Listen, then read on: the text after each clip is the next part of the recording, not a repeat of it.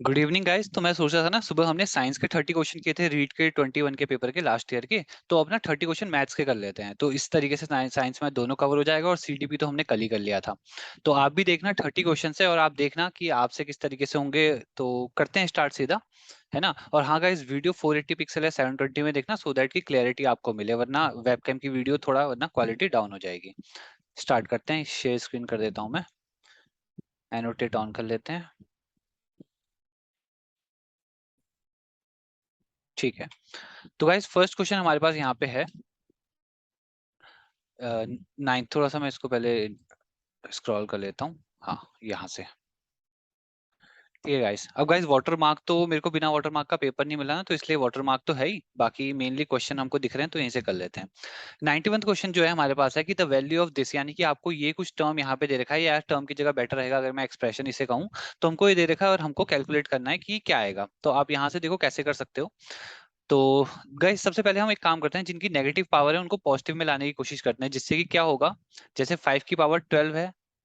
Guys थोड़ा सा pen type के साथ इशू रहेगा ना, तो मैं शायद कम भी लिखूं, वरना ये बीच बीच में अटक जाता है ना। अभी 6 की पावर 5 को अगर मैं ऊपर लाऊंगा -5 को, तो 6 पावर 5 हो जाएगा। नीचे क्या है, 625 है, तो वो क्या हो जाएगा, 5 की पावर कितना, 5 है 25, तो 5 की पावर 4। ये हो गया।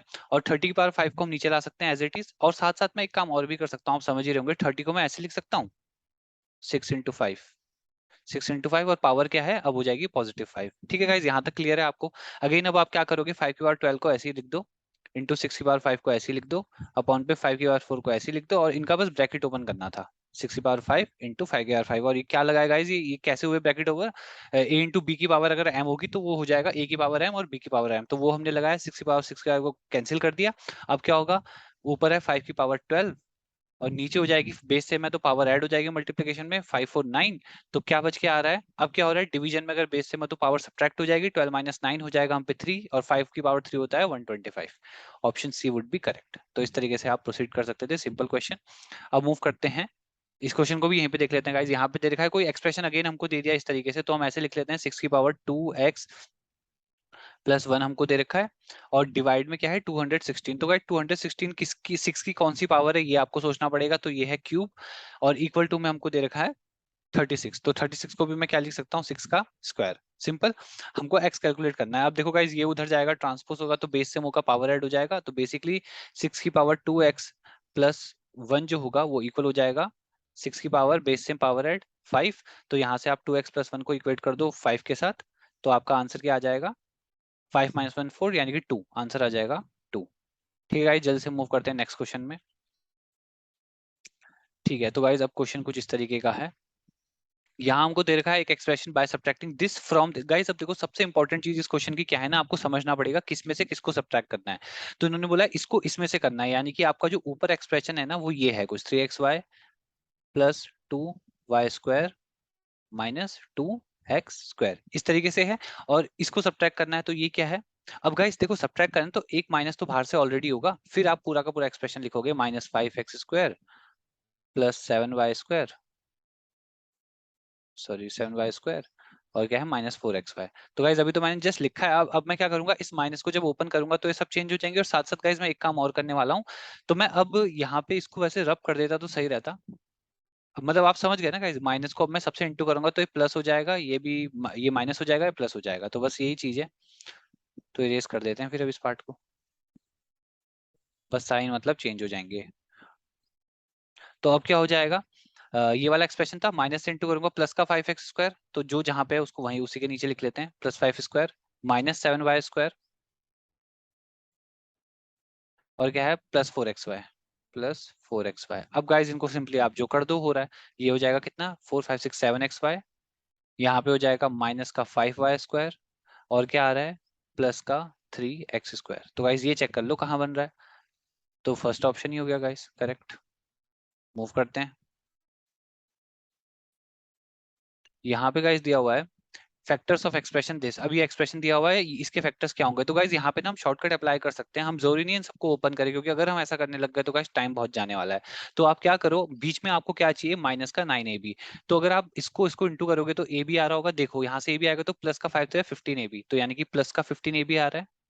ऐसे ही आप मतलब बाकी ऑप्शंस में करना, मैं एक में आपको बताता हूँ। प्लस का 15 AB आ रहा है, और AB कहाँ से आएगा, इससे और इससे भी आएगा, तो प्लस माइनस माइनस का आएगा, बट 15AB आ रहा है वहां से भी। तो अब आप गाइज ये सोचो, 15AB आना तो इन्हीं से था ना, तो इनको कट कर दूंगा तो क्या 0 हो जाएगा, तो यहाँ तो 9 है, तो ये तो ऑप्शन हो ही नहीं सकता। सेकंड ऑप्शन को अगर आप यूज करोगे, इसमें देख लो, 3 और 8, 8 से 24, -24AB, और बीच में 5 से 15AB प्लस का, तो प्लस का 15AB है, यानी कि जो फाइनल आएगा वो नेगेटिव में आएगा। 15 5 24 -9 AB आ जाएगा यहाँ से, तो ये आ भी रहा है यहाँ पे। अब बाकी का ऑप्शन भी आप चेक कर लो, सिर्फ 9AB से मत जाना, क्योंकि हो सकता है किसी और में ही बन रहा हो।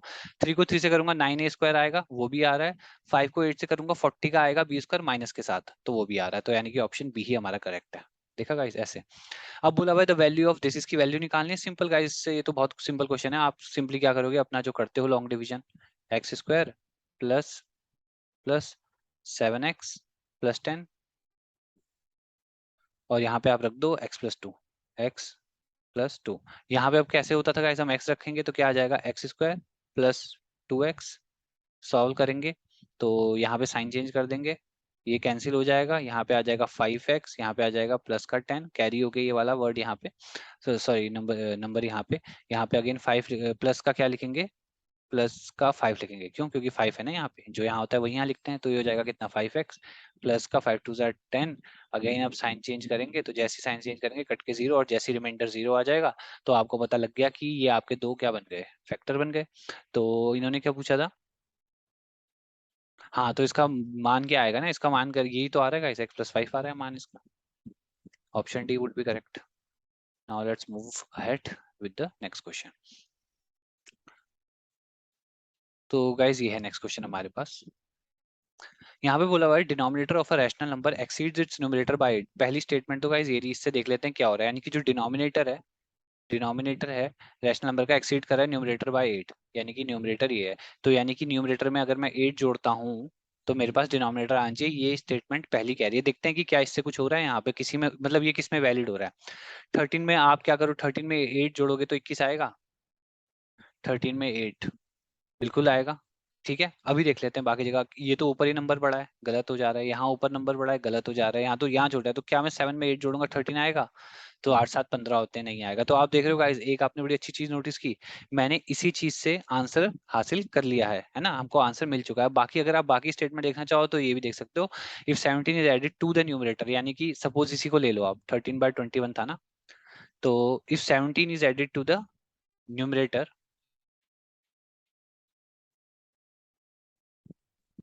17 is added to the numerator and 1 is subtracted from the denominator, denominator में से अगर मैं एक घटाता हूँ, तो जो रैशनल नंबर बन के आएगा 3/2 आना चाहिए। देख लो गाइस, ये 13 17 कितना हो गया 30, ये कितना हो गया 20, कैंसिल हो गया 3/2, जो कि करेक्ट है। तो आप देख सकते हो रीचेक भी हो गया। मूव करते हैं नेक्स्ट क्वेश्चन में। यहाँ बोला हुआ है द स्मॉलेस्ट स्क्वायर नंबर, कोई स्मॉलेस्ट स्क्वायर नंबर है, ठीक है, which is divided by each of the number, जो 7 14 21 से, which is divided by each of the number. हाँ, तो कोई ऐसा नंबर का स्क्वायर है जो कि इन तीनों नंबरों से डिवाइड हो जाता है। तो कुछ नहीं, ऐसे केसेस में आप एलसीएम लो, 7 14 21। तो ये देख लेते हैं, 7 1 7, 7 2 14, 7 3 21, 2 1 3 1 तो गाइज यहाँ पे क्या आ जाएगा, इनका मल्टीप्लिकेशन करेंगे, 7 2 14, 14 3 42, तो 42 एक नंबर आ रहा है, बट उसने ऐसा स्मॉलेस्ट स्क्वायर नंबर पूछा है, तो आपको कुछ नहीं करना, 42 का स्क्वायर यहाँ पे फाइंड कर लेना है। 42 का स्क्वायर यहाँ पे आएगा 2 2 4, और वैसे भी 2 डिजिट का नंबर है तो 4 डिजिट में आएगा, तो इसलिए वैसे भी 4 यहीं पे ही आ रहा था, पर ये हो नहीं पाएगा क्योंकि ऐसा है। इस बाकी 42 का आप स्क्वायर निकालना, 1764 आएगा, आंसर करेक्ट यही है। मूव करते हैं आगे, ये क्वेश्चन पे आ जाते हैं अब फिर गाइस। तो द वैल्यू ऑफ दिस, यानी कि अगेन आपको इस पूरी एक्सप्रेशन की वैल्यू निकालनी है, तो क्या कर सकते हैं गाइस, देखो ये तो आपको पता ही लग रहा है, बाहर से क्या है क्यूब रूट है, तो यानी कि अंदर वालों को क्यूब की फॉर्म में लाके देखते हैं पहले, 1/, अब इस पूरे एक्सप्रेशन को ना मैं पहले ऐसे करके बाहर, ये जो 1 इसको मैं ऐसे लिख सकता हूँ, 1/3 क्यूब रूट को। अब अंदर की चीजों में क्यूब लाता हूँ जिससे क्यूब कट जाए पहले तो अंदर मैं क्या लिख सकता हूँ, 2, क्योंकि उसका क्यूब है। और अच्छा गाइज, एक चीज और मैं यहाँ पे करना चाहूंगा ना, जो ये नीचे पॉइंट है ना, इसको हटा के ऊपर लाते हैं, तो ऊपर 10 की कितनी पावर है ये, अगर मैं इसको ऊपर भेजता हूँ, तो 3 3 6, 10 की पावर 6 है। बट मैं जो यहाँ पे लिखने वाला हूँ, मेरे को उस सब के बाहर भी क्या लाना है, एक क्यूब लाना है ताकि ये दोनों इंटू के 1 हो जाए। तो इसलिए मैं यहाँ पे ऐसा नंबर लिखने वाला हूँ इसकी पावर में जिसका मैं 3 से इंटू करूँ तो 6 आ जाए। तो यानी कि यहाँ पे क्या होना चाहिए 10 का स्क्वायर, क्योंकि उसका क्यूब करूंगा 6 आ जाएगा, जो कि एक्चुअल में होना चाहिए। नीचे क्या बच जा रहा था, नीचे अब सिर्फ 216 बच गया क्योंकि ये तो हमने साफ कर दिया, ऊपर आ गया। 216 किसका क्यूब है गाइस, 6 6 36, 36 216, तो 6 आ गया। तो ये पूरा एक्सप्रेशन हम पे बन गया और ये कट के 1 हो गया। तो गाइस आप एक चीज देख रहे हो, अब मैं इसको फाइनली क्या लिख सकता हूँ, इस 216, हाँ ठीक है ना, इस एक्सप्रेशन को मैं क्या लिख सकता हूँ, 6 ऊपर जाएगा तो 2 इंटू, या सीधा 200। अच्छा गाइस एक और चीज कर लेते हैं ना, रुको रुको, 200 टू 3 6, हाँ ऊपर हम 3 को भेजते हैं। तो हाँ ये हम गलत कर रहे थे ना यहाँ पे ऐसे। तो गाइस ऐसा कर लेते हैं, ऊपर हमने क्या कर देना है 3 को भेज देना है, नीचे आ जाएगा क्या 100। तो गाइस आई होप आपको यहाँ तक क्लियर हो रहा है ना, आप इजिली देखना, कोई ज्यादा दिक्कत की स्टेप नहीं है। प्लस अब हम इसके साथ वाला भी तो काम करते हैं जो ये था। इस एक्सप्रेशन को अगर आप देखोगे गाइस तो क्या हो रहा है, इसका भी हमको ऐसे ही करना है। हम एक यहाँ पे कर लेता हूँ गाइस मैं ना, वो थोड़ा, एक सेकंड।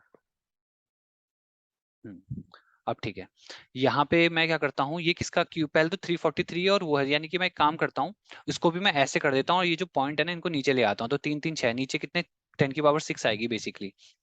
बट मैं इसको 2 लिखूंगा क्योंकि मैं इसको भी क्यूब करने वाला हूँ और इसके बाहर से आपको पता है 1/3 चल ही रहा है ऑलरेडी, जो ये वाला है, ये वाला 1/3 जो है ये बाहर आ गया। तो ये 10 का स्क्वायर मैंने यहाँ लिख दिया और ये किसका 7 का क्यूब है, तो ये लिख दिया, यानी कि इस 3 से भी ये 3 कट गया, यानी कि 7/100 हमको बच के मिलेगा यहाँ दूसरी साइड में। अब आप बस कुछ मत करना, अब आप इनको क्या कर दो, ऐड कर दो, 7 8 9 10, बेसिकली ये हो गया आपके पास 10/100, ये कट गया, यानी कि 0.1 आंसर है इस क्वेश्चन का, तो 0.1 ऑप्शन सी। चलिए अब बढ़ते हैं आगे। थोड़ा पेन टाइप की वजह से guys थोड़ा टाइम जल्द लग जा रहा है, बाकी इस तरीके से आप कर सकते हो, वरना इस वीडियो को 1.25x में भी अगर आप चलाओगे तो सही है, थोड़ा स्पीड में चलेगी वीडियो, है ना।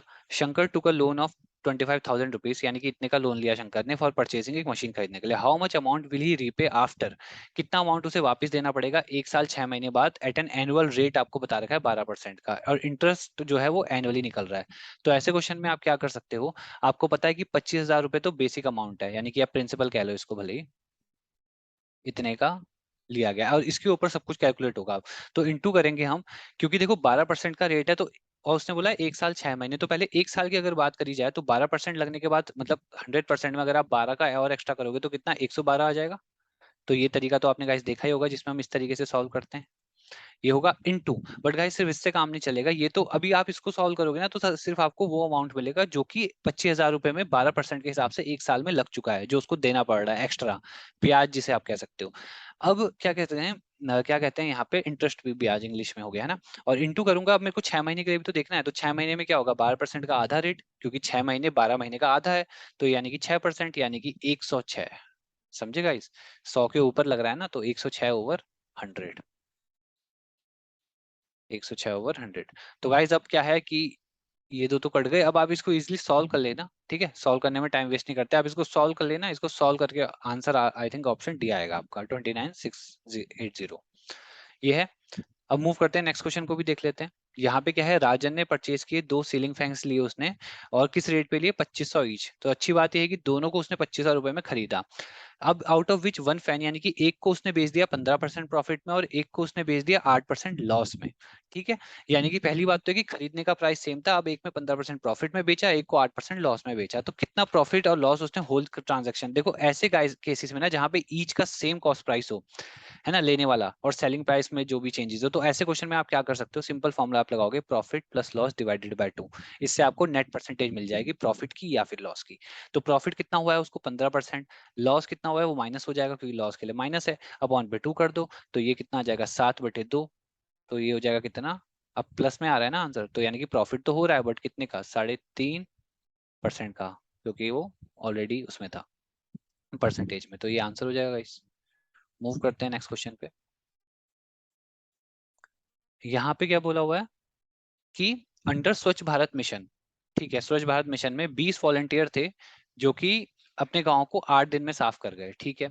इस विलेज को, उसी गांव को, यानी कि एरिया बड़ा नहीं है गाइस, उतना ही एरिया को अगर क्लीन करना होता 5 दिन में तो कितने लोग लगते, सबसे सिंपल क्वेश्चन है गाइस टाइम एंड वर्क का, अगर आप देखा जाए तो देखो गाइस विलेज तो सेम है ना, ऐसे क्वेश्चन में आप ऐसे समझो एक इक्वल टू का साइन है गाइस। ये इक्वल टू का साइन क्यों है? क्योंकि इधर भी विलेज को ही साफ किया जा रहा है, इधर भी विलेज को ही साफ किया जा रहा है। बट बात यही कि पहले केस में 20 वॉलंटियर लगे और 8 दिन में विलेज साफ हो गया। क्लियर बात? अब वो पूछना चाह रहे हैं कि कितने वॉलंटियर लगे कि विलेज तो को तो साफ ही करना है, बट टाइम हमको कितना लग जा रहा है 5 दिन में, यानी कि 5 दिन, यानी कि उससे कम दिनों में कर रहे हैं। इसका मतलब अब गाइस ऑब्वियसली आप जान रहे होंगे ये वैल्यू तो बढ़ जाएगी ना, क्योंकि क्या हुआ, ये वैल्यू यहाँ से यहाँ कम हुई है, तो ये वैल्यू यहाँ से यहाँ बढ़ जाएगी। तो कैसे? बस अब कुछ नहीं, आप क्वेश्चन मार्क निकालना है, 5 को ट्रांसपोज करो, यहाँ डिवाइड करो, 5 और 8 और 32, बी आंसर है। तो आपने देखा पहले 20 लोगों से काम हुआ था, बाद में 32 लोगों से। तो एक बात आपको समझ आ गई, इसी को हम क्या बोलते हैं? Team power. अगर आपके पास एक बड़ी टीम है तो आपका ही काम डिफिकल्ट ना होके इजी हो जाएगा, अगर आपके पास छोटी टीम है तो आपका सिंपल काम भी डिफिकल्ट हो सकता है। तो ये हमने यही मैथमेटिक्स को हम लाइफ में भी उतार सकते हैं। मूव करते हैं नेक्स्ट क्वेश्चन पे।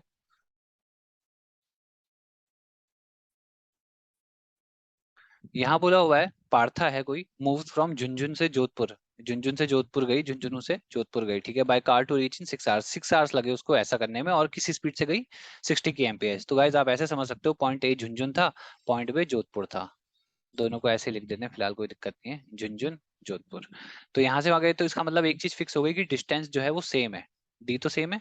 What will the average speed while returning? तो कुछ नहीं गाइस, अब वापस झुंझुन जोधपुर जाके वापस भी आ रहे हैं, पर क्या रिटर्न पर अब पूछा गया गाइस, ये क्वेश्चन बिल्कुल पिछले वाले की तरह है। अब आपसे पूछ लिया गया कि क्या स्पीड रहे कि भैया इतने टाइम में आ जाए, टाइम आपको फिक्स कर दिया। तो ऐसे क्वेश्चन में हमेशा आपको इक्वेट करना होता है, क्योंकि इस बार आप पिछली बार विलेज के बेसिस में इक्वेट कर रहे थे, इस बार आप डिस्टेंस के बेसिस में इक्वेट कर रहे हो। इक्वेट कर रहे हो, अब लिख लेते हैं। लेफ्ट साइड में यानी कि 6 घंटे लगे थे 60 की स्पीड में जाने में, तो पूछ रहे हैं कितनी स्पीड में 4.5 घंटे लगेंगे। तो गाइस कुछ नहीं है, फिर से आप इसको 9/2 लिख सकते हो, 9/2 हो जाएगा ना, मिक्स फ्रैक्शन 9/2, और इसको वहां भेजोगे 2 into में जाएगा, 9 डिवाइड में जाएगा। तो देख लो आप क्या आएगा ये, 3 3 9, 3 2 6, 3 2 6 0, 2 2 4 40 80 80 kmph। ठीक है ना गाइस, इस तरीके से आप कर सकते हो। मूव करते हैं आगे। यहाँ पे बोला हुआ है 3 साल पहले पॉपुलेशन किसी गांव की थी 50,000, 50,000 लोग थे उसमें।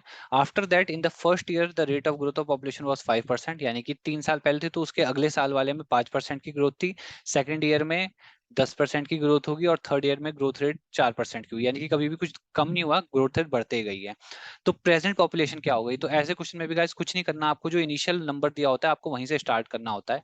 यानी कि सपोज 50,000 लोग से स्टार्ट आपने किया, इनटू में अब आप क्या करते हो, जो पहले साल में कितने का इंक्रीमेंट हुआ था 5% का, तो 5% का मैंने अभी आपको सिखाया कि इंक्रीमेंट किस तरह लिखना है, 5/100 नहीं, इसको आप लिखोगे क्या, 105/100। ठीक है गाइस।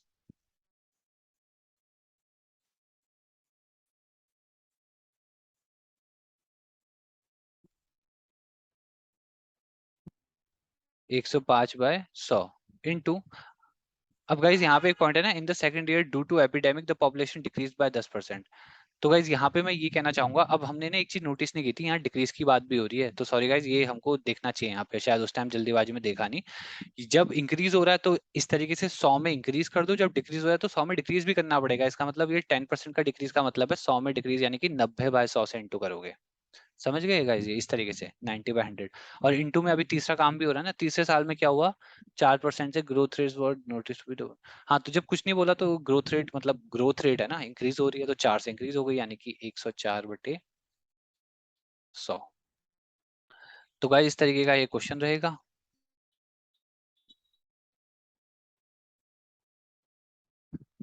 ठीक है, तो अब आपको बस ये सॉल्व करना है, आप सॉल्व कर लेना इसको।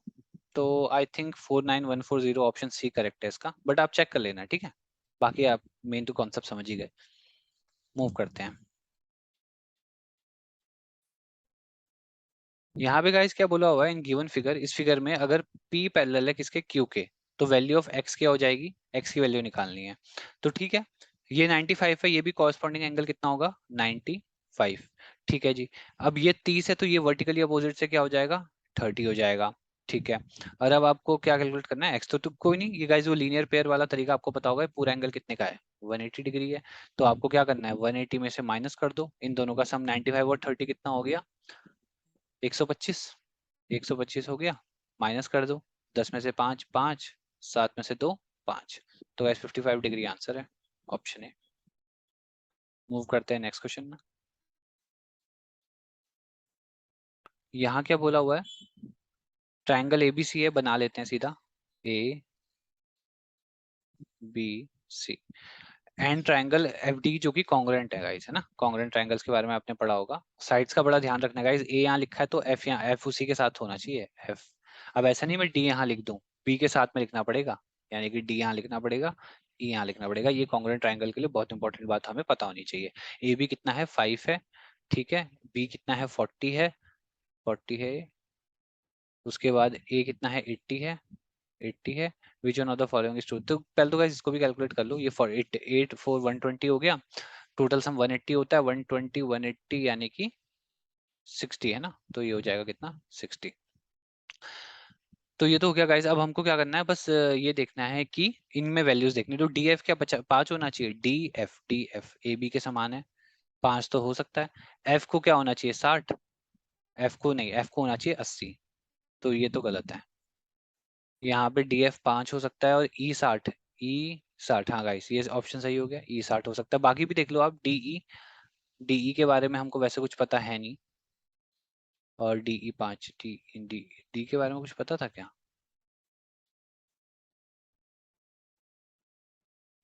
ए भी पता है ना हमको। एफ डी 5 हो सकता है, डी एफ। हाँ तो भाई इस तरीके से ये सही हो जाएंगे। ये भी ऑप्शन गलत है। तो ये हो गया गाइस। मूव करते हैं नेक्स्ट क्वेश्चन पे। यहाँ क्या बोला हुआ है? एक टैंक है, 30 मीटर लंबा है, 20 मीटर चौड़ा है और 12 मीटर गहरा है। इस डग इंटर रेक्टेंगुलर फील्ड में उसको डाला गया। तो एक पहले रेक्टेंगुलर फील्ड बना लो आप। ठीक है, ये है रेक्टेंगुलर फील्ड जो 588 मीटर की इसकी लंबाई हो गई, लेंथ हो गई, और ब्रेथ हो गई 50 मीटर की। ठीक है। अब उसके बाद the earth sand so dug out spread evenly on the remaining part. यानी कि क्या हुआ ना, यहाँ से हमने निकाला, यहाँ से बेसिकली यहाँ पे गाइस कुछ ना खुदाई हुई और जो वहां से मिट्टी निकली उसको ना यहाँ बिखेर दिया गया इस एरिया पे। तो बाद में वो मुझसे ये हमसे ये पूछे the height of the field raised by. तो गाइस क्या हो रहा है ना कि देखो, जब आप इस फील्ड में मिट्टी डालोगे तो इसकी हाइट कुछ रेज होगी ना। तो वो हाइट कितने से रेज हुई है? मतलब 25 मीटर, 2.5 मीटर, 2.5 सेंटीमीटर, 25 सेंटीमीटर। तो इसमें से आपको बताना है कि कितने से हाइट रेज हुई। तो आप कैसे स्टार्ट कर सकते हो? सबसे पहले तो ना आपको कैलकुलेट करना पड़ेगा कि एरिया कितना बचा है आपके पास जिसमें मिट्टी डाली थी। तो आप ऐसे निकालोगे उसको। तो 58 × 50 करोगे। ठीक है गाइस, ये करोगे आप लेंथ इंटू ब्रेथ। तो इससे आपका बड़े रेक्टेंगल का पूरा एरिया आएगा, क्योंकि इस टाइम पूरा। बट अब उसके अंदर से आपने काट रखा है ना, तो जो काट रखा है उसको हटा दो। जो बचा होगा वो एरिया आपके पास होगा जिसमें आपने मिट्टी डाली है। तो क्या करोगे उसके लिए? 30 × 20 को माइनस करोगे। 30 × 20 को, 30 × 20 समझ गए ना गाइस? क्योंकि बची 12, तो ये तो गहराई है, गहराई का कोई लेन देन नहीं है, लंबाई और चौड़ाई के साथ ही गेम चल रहा है ना। तो जो भी यहाँ से वैल्यू आएगी आप वो कैलकुलेट करोगे। ठीक है, सपोज यहाँ से वैल्यू हमको मिल रही है एक्स, और क्या मिलेगी? ये मीटर स्क्वायर मिलेगी क्योंकि ये एरिया है। चलो यहाँ तक पता लग गया हमको, वो एरिया मिल गया जिसमें हमने निकली हुई मिट्टी डाली है। अब हमको पता है एक और बात, कि जो एरिया इंटू लेंथ क्या होता है गाइस? आप मुझे बताओ। एरिया, सॉरी,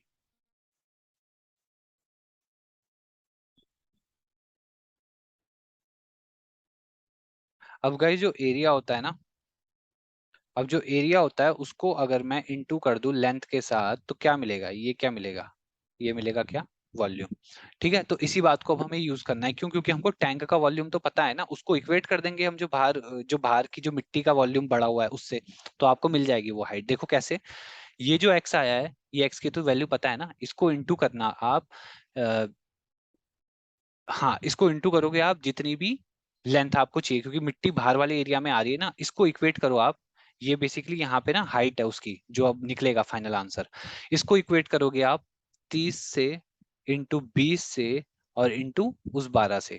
तो ये पूरा वॉल्यूम है, ये भी वॉल्यूम है, ये वॉल्यूम है बाहर वाली सैंड जिसमें डाली, ये वॉल्यूम है उस टैंक का। तो ये इक्वल होंगे। आप मैथमेटिक्स यहाँ पे लगा के इनको इक्वली समझ देख सकते हो कैसे हो रहे हैं। इक्वेट करोगे यहाँ से क्वेश्चन मार्क का आंसर आ जाएगा। तो आई थिंक इस क्वेश्चन का आंसर आपका आएगा 25 सेंटीमीटर। तो आप चेक कर लेना, बाकी आराम से आप सॉल्व करना। हो सकता है कि पहले आप यहाँ से जब सॉल्व करो तो 0.25 मीटर आपके पास आए, और फिर क्योंकि आपके पास 0.25 मीटर तो कोई ऑप्शन नहीं है, तो इंटू 100 करोगे तब 25 सेंटीमीटर आ जाएगा। ठीक है गाइस, मूव करते हैं। कॉन्सेप्ट समझ आ जाना चाहिए बस हमें, है ना? अब है, यहाँ बोला हुआ है डायमेंशन ऑफ अ क्यूबॉइड। एक क्यूबॉइड है जिसकी डायमेंशन दे रखी है L × B × H। और how many cubes of side 6 centimetre, 6 centimetre side के, क्योंकि क्यूब की साइड इक्वल होती है, तो ये क्यूब कितने उसमें से बन सकते हैं? तो गाइज ऐसे क्वेश्चन में भी हमेशा हमें वॉल्यूम 1 को वॉल्यूम 2 से डिवाइड ही करना होता है, तो हमको नंबर मिल जाता है।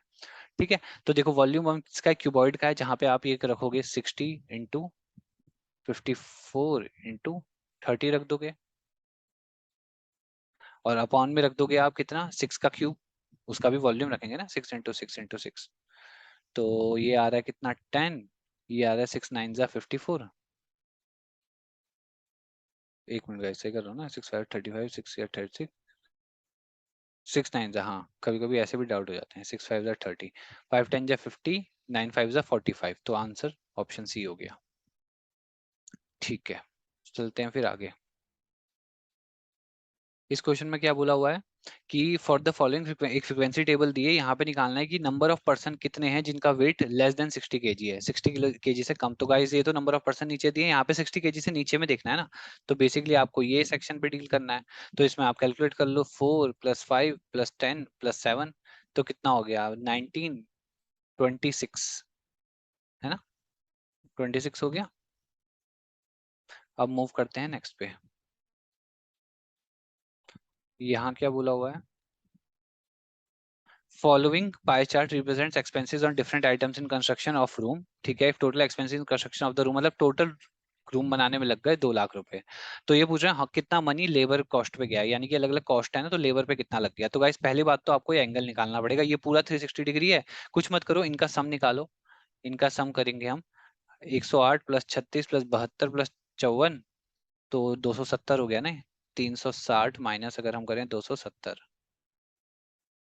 तो हो जाएगा कितना, है तो 0 हो गया, यहाँ पे 16 जाएगा, 7, 12, 13, 14, 15, 16, 9 आ रहा है ना, 9। ठीक है, ये हो जाएगा, ठीक है, 90, यानी कि ये कितना आ गया, 90 डिग्री का एंगल। तो आपको ये पता लग गया। चलो अब इसके बाद हम कैसे कॉस्ट निकाल सकते हैं, अब सिंपल है गाइस, यानी कि 90 का एरिया ऑक्यूपाई किया लेबरों ने, और आउट ऑफ कितने में से, टोटल में से, और इनटू टोटल कॉस्ट कितना लगा था, 1, 2, 3, 4, 5, तो ये अच्छा यहीं से करते हैं, 9 × 4 = 36, और 4 को अगर 2 लाख से डिवाइड करोगे तो 50,000 रुपये आ जाएंगे। सिंपल। मूव करते हैं नेक्स्ट क्वेश्चन पे। यहाँ पे बोला हुआ है गाइस कि एक बैग है जिसमें 15 रेड बॉल है और कुछ ग्रीन बॉल है, यानी कि 15 रेड बॉल है और कुछ एक्स ग्रीन बॉल है। बोला हुआ है probability of drawing green ball is 1/6, यानी कि इसकी प्रोबेबिलिटी दी हुई है 1/6। तो पूछा हुआ है कि नंबर ऑफ ग्रीन बॉल्स हैं कितनी, पूछा है कि एक्स की वैल्यू निकालनी है, तो इसकी प्रोबेबिलिटी हमको पता देखो गाइस, एक बात आप ये देख लो, ये प्रोबेबिलिटी 6 में से दी है ना, और बैग तो एक ही था, थे तो एक ही बैग में ना, तो अगर इसकी प्रोबेबिलिटी 1/6 है, यानी कि 6 में से एक चांस है इसके आने का, तो 5/6 किसकी प्रोबेबिलिटी होगी, रेड बॉल की। तो अब आपको ये भी पता है कि ऊपर क्या होते हैं, फेवरेबल आउटकम, नीचे होते हैं टोटल आउटकम, तो यहाँ पे 15 रेड बॉल क्या है, फेवरेबल आउटकम हुआ ना, तो ये हुआ। तो क्योंकि टोटल तो 15 + x होगा ना, तो 6 के बराबर 15 + x होगा, बट ये 5 तो बराबर 15 ही होगा। तो अगर 5r बराबर है 15 के, तो एक रेशियो की वैल्यू कितनी आ रही है, तो एक रेशियो की वैल्यू आ रही है कितना, 3। ठीक है, तो एक की वैल्यू 3 आ रही है, तो गाइस इसका मतलब ये जो एक था इसका मतलब क्या था, 3 बॉल। तो गाइस हो गया सिंपली, क्योंकि एक आउट ऑफ 6 थी ना, तो ये जो एक्स है कितनी होंगी, 3 होंगी। तो इस तरीके से आप निकाल सकते हो, यानी कि टोटल बॉल्स कितनी होगी, 15 + 3 18, यानी कि ये जो टोटल है ना 18 है। तो आप देख भी सकते हो अब ये टोटल 18 कैसे सही हो गया, देखो 1/6 की प्रोबेबिलिटी कब आएगी, जब आपके पास 3 हरी बॉल होंगी और टोटल बॉल 18 होंगी, तब देखो गाइस क्या आंसर आएगा, इस तरीके से। तो आंसर है ऑप्शन सी। उसके बाद बोला हुआ है which of the following features of mathematics make it as a global subject, कैसे बनाता है मैथ को, कि उसकी जो लैंग्वेज कॉम्प्लेक्स है उसकी वजह से, उसकी ब्रेविटी ऑफ लैंग्वेज की वजह से, यूनिफॉर्म होने की वजह से, या ऑल ऑफ दीज का, इन सभी ऑप्शन की वजह से मैथमेटिक्स एक ग्लोबल सब्जेक्ट है। अब मूव करते हैं नेक्स्ट पे। यहाँ क्या बोला हुआ है कि थ्रू मैथमेटिक्स टीचिंग, मैथमेटिक्स पढ़ाने की वजह से children develop skills to control which of the following emotion, कौन से इमोशन को कंट्रोल करना सीख जाते हैं, लॉजिक को, बिल्कुल है, थिंकिंग पावर भी बढ़ती है, सेल्फ कॉन्फिडेंस भी बढ़ता है, यानी कि ऑल ऑफ दिस। ये हो गया गाइस। इसके बाद देखते हैं आगे क्या है।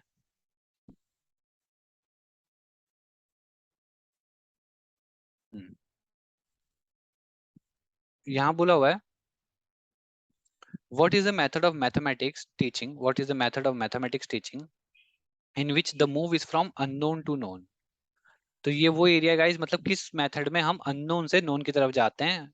ठीक है, तो सिंथेटिक प्रोजेक्ट एनालिटिक लेबोरेटरी, तो गाइस यहाँ आंसर हो जाएगा एनालिटिक मेथड, क्योंकि जब आप एनालाइज करते हो तो एक अननोन चीज आपके सामने होती है, जिसको एनालाइज करते करते करते करते आप कुछ फाइनल रिजल्ट निकालते हो। ठीक है, इस तरीके से।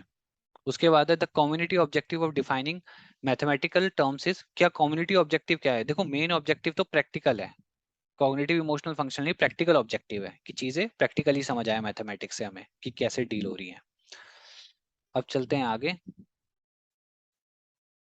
तो गाइज ये जो क्वेश्चन अब स्टार्ट हो गए हैं, that is necessary to find the mathematical diagnostic test. तो गाइज अब इसके आगे जो जितने भी क्वेश्चंस हैं ये सारे हमने डिस्कस कर लिए हैं, जो सुबह हमने साइंस का टेस्ट किया था ना, आज की वीडियो में ही साइंस का जो हमने डिस्कस किया है, तो उसमें सब क्लियर हो गया है। तो अगेन इसी के साथ हमारे 30 क्वेश्चंस कंप्लीट होते हैं, और आई होप आपने भी इनसे काफ़ी कुछ सीखा होगा। और बाकी कोई इशू होगा तो मुझे बताना, और कहीं पे कुछ मिस हो रहा हो, कुछ भी पॉइंट आपको लग रहा हो, प्लीज़ यहाँ पे मेंशन करना कमेंट में। और वीडियो अच्छी लगी होगी तो लाइक करना, चैनल पे नए हो तो सब्सक्राइब करना। बाकी मिलते हैं किसी और सेशन में फिर से, तब तक के लिए बाय।